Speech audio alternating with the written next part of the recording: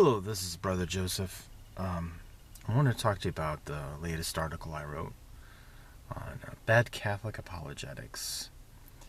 I wrote that because I've continued to encounter the same bad Catholic apologetics I did before I became Catholic.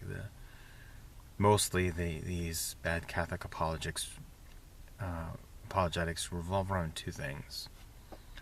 One is the Bible and what it is, and the second is about authority and obedience.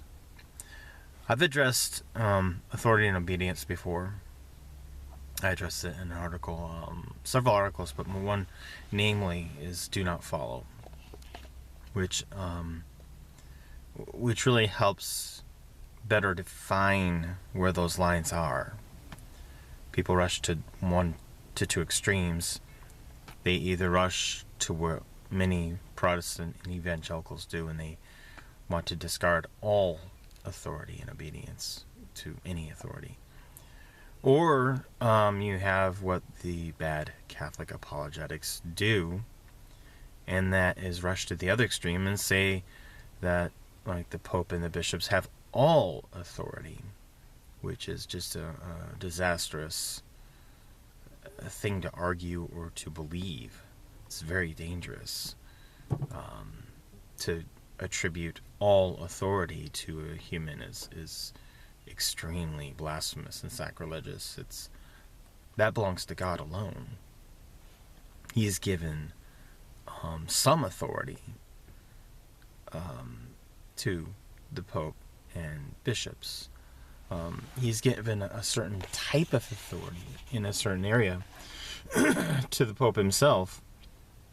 And that's where we go into types of authority, and maybe that's where some of the confusion lies with some modern Catholics is type versus the degree of authority. But the ones about the Bible I've never addressed before, and so that was new to this article, is addressing the Bible. I've had many different confrontations on my Facebook and other areas about the Bible, but I've never formally addressed it, and it was time. It was time to address it. And the biggest lies I see in these bad Catholic apologetics have to do with the ridiculous claim that the Bible was created in the 4th century, and I have a meme to prove it that I put on there. And then another one is that the church came before the Bible, which some people might not know as a bad Catholic apologetic. They don't understand the church, they don't understand the Bible. And a lot of them, this is connected to the church only being 2,000 years old. No, it's not. The church was in utero in the Old Testament. It was birthed, but it was in utero. It was there in the beginning. And that's where you just need to understand what the church is specifically. I didn't get into those details of the article, but I did get into some other details addressing the problem with that. And I'll put down, before I close out, this one thing why the church, I'm saying the church and the Bible came up together, is because to have the church is born through covenant. To have this covenant, you need to have a written text, or you have to have the word there birthing it, right? It's based on something, right? The church. You make vows. You take vows like you would in a marriage. And those vows are written. So the Bible and the church have to be birthed together. An example of that would be at what happened in Mount Sinai.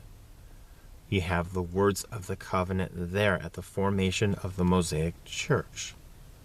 The church of the Old Testament at that time. One of the covenants was made there, the Mosaic covenant, the covenant of Moses.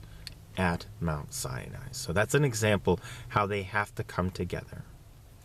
I could go on, but read the article and know that I could have gone on with the article, but I didn't. I tried to keep it short and sweet. But that's why I wrote it.